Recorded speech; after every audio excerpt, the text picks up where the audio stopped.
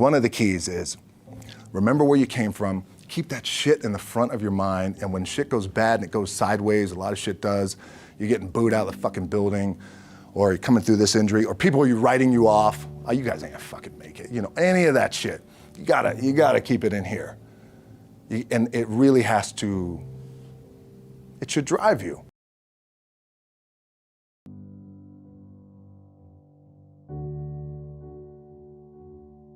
This idea and this notion that you could be anything you want and you can accomplish anything you want, right? We hear that. You've heard that from the time you were little boys.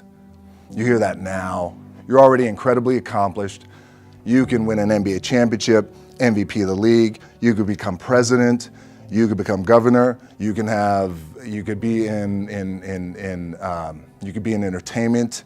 You could do Charles, and you could do Shaq. You could do that. You could do whatever you want to do. You guys know that. The thing that has worked for me is to remember the hard times. So, and I'm sure you guys all have your processes, and again, I'm gonna tell you what's worked for me. So before a big movie comes out, before, back in the days when I was wrestling with WWE, a WrestleMania match, anything big that would happen, I would always take a moment and I'd just remind myself, all right, I was evicted when I was 14. We were kicked off the island. We couldn't live in Hawaii. Had no place to live. A lot of shit happened then when I moved to Nashville. I was arrested multiple times by the time I was 16 years old. I gotta remember that. If I were playing on this team, which my skills are, what's that term? Oh, the shits. So I'll never play. But before I lace up, before I get on the court, before I play in these big games, before I go to the Staples Center, where history is there, those are historic walls there at the Staples Center. I would remember that, and it allows me then to be present in the moment and understand, holy shit, the stuff I have around me right now, this is the shit that I dreamed of when I was a kid. I am here. I played for University of Miami, played for great teams. Warren Sapp, Ray Lewis, they were my teammates. They were balling. Warren Sapp was playing tight end that time. I was starting defensive tackle. Yeah. They moved him over to D-line. And he looked at me, he's like, yo, dude, I'm gonna take your spot. I said, you ain't taking my fucking spot. He said, I'm gonna take your spot. I said, no, you ain't. We battled, and he took my spot. Now you can imagine how that fucked with me, because there goes my opportunity. He went in, switched to defensive tackle, lit the world on fire. Well, what that did, it crushed me, it crushed my dreams. I had a piss poor senior year, zero production, no NFL, no combine invite, nothing. Finally went to the CFL, Calgary Stampeders, making $250 a week Canadian. Now I had to send that shit home to my wife at that time. Had no money. So I remember that. When I got cut from Canada, I had $7 in my pocket. And I always tell that story. So now my production company is $7, advertising agency is $7, everything is $7. So I always remember that. What helps me is to keep the hard times in the front of my mind, because it allows me to go into these big moments that I've worked my ass off, and you guys have worked your ass off. It allows me to go into these big moments with a different perspective. What it also does for me, and again, this is what works for me. Like, I keep my back, excuse my language, my back is up against this motherfucker every day. It's against this fucking wall. Excuse my language, ladies in the room. But it's up against this motherfucker because it's what I believe in. And when my back is against this motherfucker, then there's nowhere to go. But that way. That's it. So I feel like this could be something, an ideology and mindset that could help you, if you look at it that way. Because you made it already. We made it. We're successful boys, and we're lucky boys to be where we're at. Oh, you guys made it. Everybody's rich in the room. Nobody's gonna get evicted anymore. Anything you got, there's no more money problems, right? You got a lot of hands out now. Hey, can I get a little bit? Can I get a little bit? Right, that happens. But when you make it, for me, I need this. I need this. So every day, my back is up against this motherfucker, and this is how I operate. Now, doesn't mean you don't smile, Doesn't mean you don't laugh and joke, quote, right? You're happy, I'm a happy guy. But when it comes to business and when it comes to executing, it's up against this. And I gotta go that way. And I don't give a fuck who is in front of me. They're not gonna stop me. I feel like for me, it feels seamless because you prepared for so long, but it's just like you guys prepping for a game. That's the fun part. That's where it's like, fuck, it's fun, man. People are paying their hard-earned dollars to come see you. They're cheering, they're going bananas, they're booing the shit out of you or on the road. That's fun. That's what you live for. I mean, that's the juice right there. The prep is where the character's made. And I just don't mean the character I play, I mean the character in here. So for me, the prep is getting with the director, getting with the producers, getting with the writers, so in essence, it's like getting with all your coaches and your different position coaches and all the meetings that you have to have, right? So that's the work you put in. The key for me was, where does it start? What's the anchor? What's the anchor?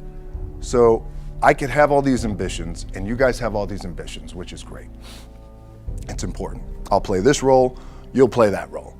I'll execute this thing and it'll come out this summer. You guys will execute this thing during the summer, right? When it's time to really put in a lot more work.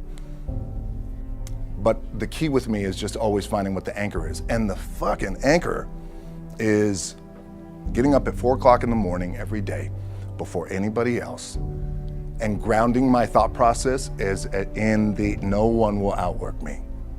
No one. I love and I respect you guys. Motherfuckers won't outwork me. All starts with this. 2 hands, putting in the work. The anchor for me has always been the work in terms of the weight room training. So when I first started wrestling, I was 6 years old, rolling on the mats with my dad. My old man, a lot of you guys will know this. Yeah, Rocky Johnson. My old man was Rocky Johnson. He was the first black WWF at that time. First black WWE tag team champions with Tony Atlas back in 1983. My uncles were the Wild Samoans. I come from a long line of pro wrestlers. But before the wrestling part happened, I was just in the gym putting in the work. At 6 years old, rolling around on the mats. And finally when I could touch weights at 13, that's what I was doing. But the weight part for me and the gym part has always been, has to be the anchor. Look, at the end of the day, like again, it's the kind of stuff that I talked about at top is I have to hold on to my dad in his pickup truck came down 4 o'clock in the morning, picked me up in Miami from Tampa. We lived in a little shitty apartment in Tampa. He drove down in his little pickup truck to Miami to get me when I was cut from the CFL. I was driving up I-75. I don't know if you guys are from Florida, any of you guys, if you know, I-75 is like, especially down in Florida, Alligator Alley. I'll never forget it. It's 4 o'clock in the morning. And I thought, well, fuck. I leave home like you guys left home. I'm ready to tackle the world, get after it, achieve my dreams and goals. Fucking crushed by 22, 23 years old. Now I gotta move back in with my mom and dad. I played on great teams though. Wait a second, this is not supposed to be my future. I'm supposed to be in the NFL right now. I'm supposed to be making a lot of coin and buying my parents shit, buying me shit, taking care of my wife, but it never happened. So I pulled out my wallet, I thought, well, let me see how much money I have. I opened it up, I had a 5, a 1, and change. I'm not fucking around, well, at least I rounded up to $7. But I thought, God, ain't this a bitch? I got $7 in my pocket. Where the fuck do I go now? What do I do? I can't go back to CFL, because you know, the point comes where you hear that voice, the big run's over. Like, you're done, right? So I heard that voice. So as Coach was saying, man, I hold on to that shit. I'm telling you, my back is up against this motherfucker. We laugh, we joke, we have a good time. Press is always fun to do. Sometimes you gotta make it fun. That's another thing. You gotta do your best to make press fun if you can. But my back is still up against this motherfucker. I do not forget it. What this also helps me do, and again, it works for me, is at some point, you gotta be fucking tired of not being number one. You have to be, and you gotta fucking play angry, and I play angry. Now, I'm cool and calm with my approach, and when I step out on my field, which is a set, or, you know, like, there's some, and you're always gonna have haters, and haters are like, well, God damn, man, how many movies are you gonna make, or how much shit are you gonna do? Like, you do a lot of shit. I say, yes, it's my ambition. Of course, why not? I could do it. Yeah, I love what I do.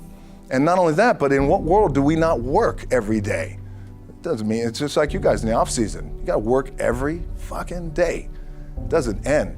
My back is up against this thing, you know, and I started to play angry, by the way, and I still play angry.